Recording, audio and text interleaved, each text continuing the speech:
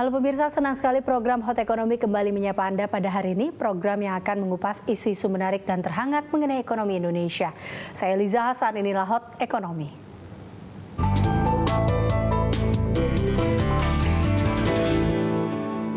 Perkembangan teknologi dan inovasi digital yang makin pesat termasuk di bidang ekonomi tak bisa dihindari. Startup lokal makin banyak bermunculan. Pelaku bisnis digital asing juga makin gencar membidik pasar Indonesia yang sangat potensial. Pemerintah telah mencanangkan target untuk menjadikan Indonesia sebagai negara ekonomi digital terbesar di Asia Tenggara pada tahun 2020. Potensi industri digital diperkirakan mencapai 130 miliar dolar Amerika Serikat dalam 3 tahun mendatang. Besarnya potensi ini ditambah dengan pasar Indonesia yang menjanjikan dengan pengguna internet yang makin bertambah, menarik minat tak hanya pelaku lokal namun juga asing. Jumlah bisnis rintisan berbasis teknologi alias startup diproyeksikan bertambah hingga mencapai sekitar 13.000 pada 2020 nanti. Beberapa startup lokal bahkan menunjukkan perkembangan luar biasa dan menarik minat investor asing. Pelaku bisnis digital asing juga tak ketinggalan makin gencar membidik pasar Indonesia. Google sempat berseteru dengan pemerintah soal pajak yang ditengarai seharusnya dibayarkan dari keuntungan beroperasi di Indonesia.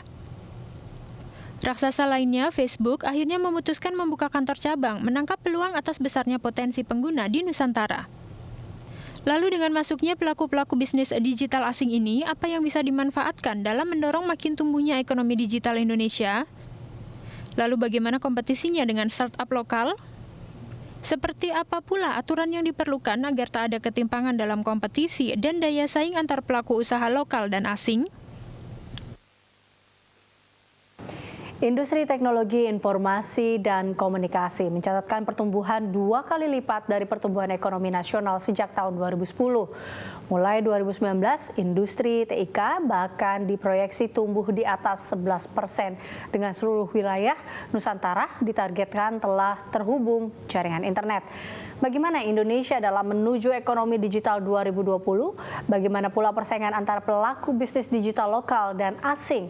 Untuk membahasnya telah hadir bersama kami Bapak Heru Sutadi, Direktur Eksekutif ICT Institute. Selamat datang di Hot Ekonomi, Pak Heru. Ya, selamat malam, Lisa. Pak Heru, ini kalau kita lihat, Anda melihat seberapa besar sebenarnya potensi dari industri digital untuk saat ini?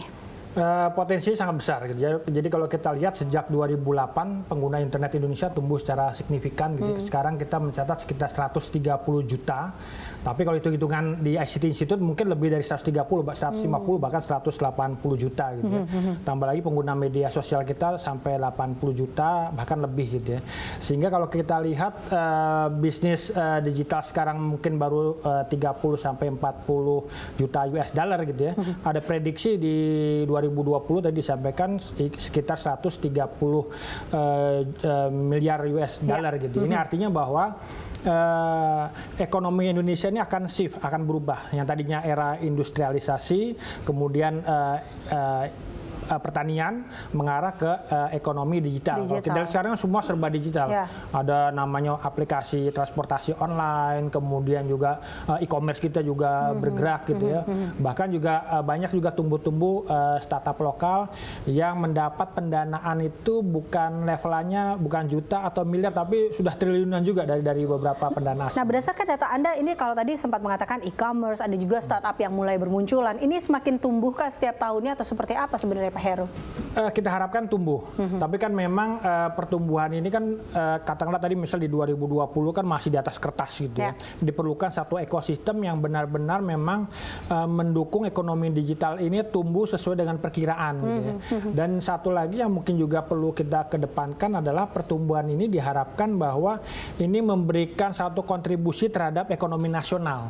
Jadi banyak prediksi, banyak analis mengatakan bahwa sekarang ekonomi Indonesia sekitar 5 sampai 6% gitu ya. Kita tidak akan bisa mencapai 7 hingga 7% tanpa kita memperhatikan ekonomi digital yang mengglobal saat ini gitu ya. Dan ini kalau kita lihat memang pemerintah telah mencanangkan target, kita tahu di 2020 untuk ekonomi digital terbesar di Asia Tenggara, bahkan seperti itu.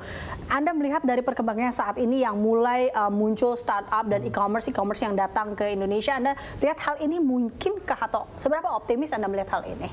Ya, tadi saya katakan ini akan tergantung bagaimana ekosistem ini dibangun, bagaimana pemerintah memiliki satu roadmap ke depan agar industri e-commerce kemudian ekonomi digital ini memang tumbuh gitu ya. Karena kalau kita lihat kan selain banyak yang tumbuh juga yang mati juga silih berganti gitu ya. Walaupun ada mati 1 tumbuh 1000 gitu ya. Dan juga memang sampai saat ini yang terjadi adalah bahwa kita ini memang masih menjadi pasar dari aplikasi platform asing gitu ya. Apakah itu Google, Facebook, Twitter gitu. Sementara memang yang lokal ini masih tertatih-tatih untuk bisa berkompetisi atau menyaingi yang kita sebut over the top atau pemain aplikasi atau platform asing gitu ya. Kalau tadi Anda lihat mengatakan roadmap dan juga ada beberapa hal lain. Nah, kesiapan dari pemerintah juga melihat bahwa atau mencapai target 2020 ini seperti apa untuk saat ini? Ya memang pemerintah misalnya sudah memiliki satu roadmap tentang e-commerce, tapi kan roadmap tentu juga perlu tidak hanya e-commerce, tapi ekonomi digital secara menyeluruh gitu dan terintegrasi. Karena kalau kita bicara ekonomi digital tidak hanya perdagangan, tapi juga mungkin transportasi, kemudian media, kemudian banyak sektor yang kesehatan yang akan terlibat segala macam gitu ya. Artinya apa bahwa yang pertama itu tentu adalah leadership gitu ya. Jadi Pak Jokowi harus mengarahkan ini kemana sih ekonomi digital Indonesia gitu ya. Karena betapapun memang Pak Presiden sendiri mengatakan bahwa inilah saatnya kita merevolusi ekonomi dengan ekonomi digital gitu ya. Tapi kan juga perlu arahan ke depan akan seperti apa.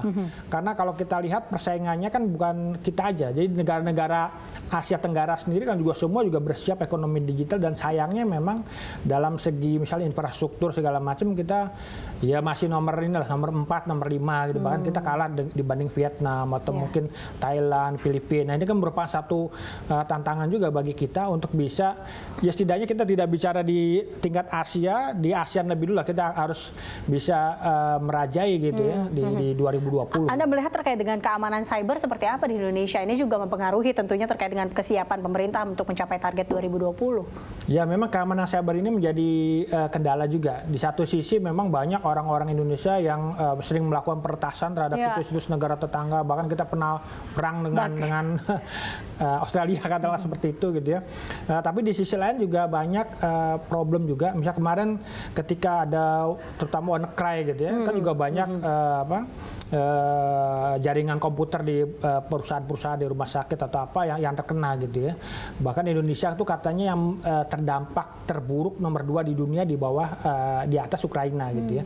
Ini artinya apa? Bahwa memang tadi kita bicara masalah ekonomi digital, tapi di sisi lain juga tentunya juga masalah keamanan, kemudian juga tentunya bagaimana masyarakat bisa memanfaatkan ekonomi digital ini juga perlu menjadi perhatian gitu ya. Karena keamanan ini kadang-kadang orang ya udahlah yang penting punya situs, punya layanan apa, ketika diretas dia bingung ini seperti apa gitu ya. Sampai kemudian ya mungkin ketika diretas bahwa ini keamanannya rentan sehingga perlu diperbaiki gitu ya. Oke, berarti memang kesiapan terkait dengan keamanan cyber ini juga sangat mempengaruhi terkait dengan potensi industri digital di Indonesia. Kita akan lanjutkan perbincangan ini Pak Heru, kami akan kembali pemirsa di Hot Economy.